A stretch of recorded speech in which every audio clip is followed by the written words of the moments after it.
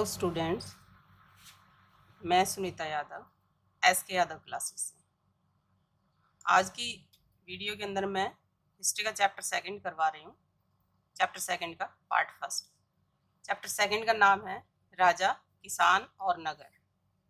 600 ईस्वी से 600 ईस्वी पूर्व 600 ईस्वी पूर्व से 600 ईस्वी तक जो भी भारत में छोटे छोटे राज्य थे, जितने भी राजा थे, उन सब के बारे में इसमें जिक्र किया गया है। जैसा कि हम जानते हैं कि जब हमें हड़प्पा सभ्यता की खोज नहीं हुई थी भारत के अंदर, उस दौरान सबसे पहले भारत की जो सभ्यता मानी जाती थी वो वैदिक सभ्यता मानी जाती थी। यानी आर्यों के आगमन के बाद जो सभ्यता पनपी वो वैदिक सभ्यता कहलाती है। लेकिन हड़प्पा सभ्यता का पता चलने के बाद हमें पता चला कि वैदिक सभ्यता से पहले भी भारत के अंदर हड़प्पा सभ्यता विकसित थी, जिसका टाइम पीरियड 2600 से 1900 ईस्वी पूर्व के बीच माना जाता है। वैदिक सभ्यता का पीरियड विद्वानों के अलग अलग मत हैं। कुछ विद्वानों का मानना है कि 1500 ईस्वी के आसपास ये सभ्यता पनपी, कुछ का मानना है 1000 ईस्वी के आसपास। वैदिक सभ्यता इसलिए कहा जाता है इसको क्योंकि इस काल के अंदर भारत के अंदर वेदों की रचना हुई। जो वेद एक तरह से ज्ञान के भंडार माने जाते हैं, संस्कृत भाषा में ऋषि मुनियों ने भारत में उसकी रचना की। वेद संख्या में 4 है। इस समय जो वैदिक सभ्यता आर्य भारत में आए थे, आर्यों के आगमन के बाद जो सभ्यता पनपी या जो भारत के अंदर बदलाव आए, वो सभी वैदिक सभ्यता के अंदर आते हैं। वैदिक सभ्यता को भी 2 भागों में डिवाइड किया गया है। जैसे कि मैंने बताया, वेद 4 हैं, जिसमें ऋग्वेद जो सबसे प्राचीन वेद माना जाता है, यजुर्वेद, सामवेद, अथर्ववेद। वेद भारतीय ऋषियों द्वारा लिखे गए जो एक तरह से अपार ज्ञान के भंडार है। पहला जो ऋग्वेद है वो सबसे प्राचीन वेद माना जाता है, जिसके अंदर 1028 श्लोक हैं और 10,522 छंद हैं। जो हम श्लोक पढ़ते हैं, ओम भूर्भुवः स्वः तत्सवितुर्वरेण्यं भर्गो देवस्य धीमहि धियो यो नः प्रचोदयात्, ये श्लोक जो है ऋग्वेद से ही लिया गया है। दूसरा जो वेद है यजुर्वेद। यजुर्वेद के अंदर 1984 छंद हैं और इसमें ज़्यादातर जो गृहस्थ जीवन के अंदर प्रार्थनाएं, धार्मिक अनुष्ठान और क्या क्या कार्य करने चाहिए, उन सब के बारे में बताया गया है। तीसरा जो वेद है सामवेद। सामवेद के अंदर 875 छंद है और इसमें 7 सुर, 7 सुरों का मूल है। यानी संगीत जो है, सामवेद के अंदर संगीत के बारे में काफ़ी कुछ जानकारी मिलती है हमें। संगीत का एक तरह से गूढ़ रहस्य सामवेद के अंदर है। फोर्थ है अथर्ववेद। अथर्ववेद के अंदर, ये अथर्व नाम से ही पता चल रहा है, ये आयुर्वेद या शल्य चिकित्सा विज्ञान से संबंधित है। इसके अंदर 5987 छंद है और इसमें चिकित्सा से संबंधित सभी जड़ी बूटियों का जिक्र किया गया है। किस बीमारी का कैसे इलाज किया जाए वो सभी है। इसके अलावा जैसे कि मैंने बताया कि वैदिक सभ्यता जो वैदिक काल है उसको 2 भागों में बांटा गया है। एक पहला आता है ऋग्वैदिक काल और नेक्स्ट आता है उत्तर वैदिक काल। ऋग्वैदिक काल के अंदर वेद लिखे गए और उस समय भारत के अंदर 16 महाजनपद थे। उस समय ही भारत के अंदर जैन धर्म फैला और बौद्ध धर्म फैला। उत्तर वैदिक काल जो माना जाता है, भारत के अंदर जो साम्राज्य थे वो कैसे पनपे, मगध जैसे बड़े साम्राज्य, और मगध साम्राज्य के अंदर ये कौन कौन से वंश बने। सबसे पहले जो मगध पर शासन करने वाला वंश था वो था हर्यक वंश। उसके बाद शिशुनाग वंश, थर्ड पे आता है नंद वंश और फिर मौर्य वंश की स्थापना हुई, जो काफ़ी शक्तिशाली शासक हुए, जिसमें चंद्रगुप्त मौर्य, अशोकमान जैसे।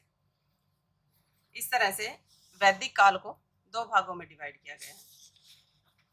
नेक्स्ट जो आता है, हम मौर्य काल के बारे में बताएं। मौर्य काल की जो हमें जानकारी मिलती है, या मौर्य काल की स्टार्टिंग कह सकते हो, वो कौटिल्य की वजह से हुई थी। कौटिल्य या चाणक्य या विष्णुगुप्त, तीनों नाम कौटिल्य के ही हैं। कौटिल्य ने एक बुक लिखी है अर्थशास्त्र, जिसमें राजनीति से संबंधित एक राजा के कार्य, गुप्तचर विभाग, न्याय प्रशासन, राजा के क्या कर्तव्य होने चाहिए, ये सभी चीजें बताई गई है। कौटिल्य चंद्रगुप्त मौर्य के गुरु भी थे, सलाहकार थे, और चंद्रगुप्त मौर्य ने जब मौर्य साम्राज्य की स्थापना कर दी थी तो उस समय उन्होंने प्रधानमंत्री का पद भी संभाला था। मौर्य वंश के जो पहले संस्थापक थे चंद्रगुप्त मौर्य ने 324 ईस्वी में मौर्य वंश की स्थापना की। उसके बाद बिंदुसार गद्दी पर बैठे, और उसके बाद अशोकमान, तीन ये प्रमुख शासक हुए हैं। उनके बाद जो शासक हुए मौर्य काल के, वो कमजोर शासक साबित हुए। इसका मौर्य वंश के बारे में अगली वीडियो में बताऊंगी। आगे जो मैं टॉपिक बता रही हूँ वो है मगध जनपद। ज़्यादातर जो 16 महाजनपद थे उसमें कुछ इम्पोर्टेंट थे, कुछ नहीं थे। तो मगध की ज़्यादा इम्पोर्टेंट क्यों थी, इसके पीछे क्या कारण थे? मगध जो जनपद था वो एक शक्तिशाली जनपद माना जाता था उस समय। राजगृह इसकी राजधानी थी पहले, बाद में बदलकर पाटलिपुत्र कर दी गई। पाटलिपुत्र जो आधुनिक पटना है उसी का नाम था। ये एक ऐसी जगह थी जो चारों तरफ से घिरी हुई थी, और चारों तरफ से पहाड़ियों से घिरी हुई थी। राजगृह की पहाड़ियां हैं वहां पर, और जमीन जिससे कि दुश्मन जल्दी से आक्रमण नहीं कर सकता था। वहाँ की जमीन बहुत उपजाऊ थी, जिसमें सोन नदी, गंगा नदी सिंचाई के लिए प्रयोग में की जाती थी। इसके अलावा नदियाँ सिंचाई में भी प्रयोग होती थी, यातायात के काम भी आती थी, एक जगह से दूसरी जगह जाने के लिए, और व्यापार के लिए भी यूज की जाती थी। इसलिए नदियों की इम्पोर्टेंस बहुत ज़्यादा थी। राज्य में लोहे की खानें थी, जिससे कि हथियार बनाए जा सके, दूसरे राज्यों को भेजे जा सके। सबसे जो मेन पॉइंट था मगध को एक शक्तिशाली महाजनपद बनाने में, वो था मजबूत सैन्य शक्ति।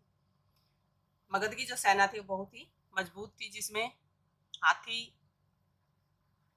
घोड़े व पैदल सैनिक 6000 से भी ज़्यादा सैनिक थे उस समय, और हथियार भी आसानी से बन जाते थे क्योंकि लोहा उनके पास काफ़ी मात्रा में मौजूद था।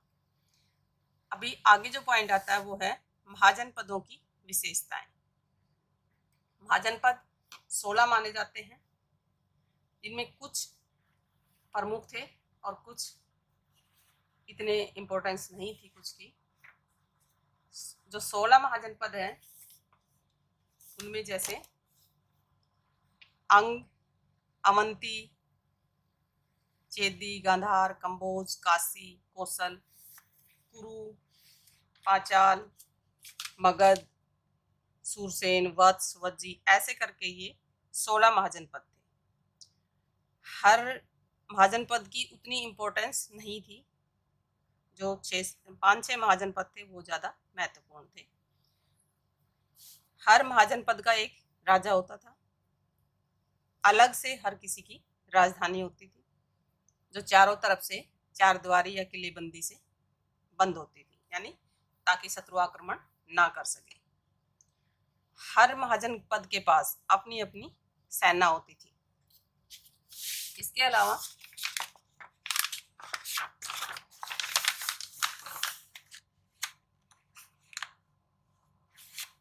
जो भी जितने महाजनपद थे उनके पास इन सब चीज़ों के रख रखाव के लिए सेना, नौकरशाही और अन्य कार्यों के लिए पैसा कहाँ से आता था? पैसा ज़्यादातर जो शासक थे उनके पास टैक्स से ही आता था, जो किसानों से लेते थे। कुछ ऐसे टैक्स थे जो वहाँ से व्यापार करते थे, व्यापारियों से भी लिया जाता था। कुछ जो पड़ोसी राज्य थे उन पर लूट करके भी इकट्ठा किया जाता था, और कई ऐसे पड़ोसी राज्य थे जिनको जरूरत पड़ने पर सैनिक सहायता दी जाती थी, वहां से भी लिया जाता था।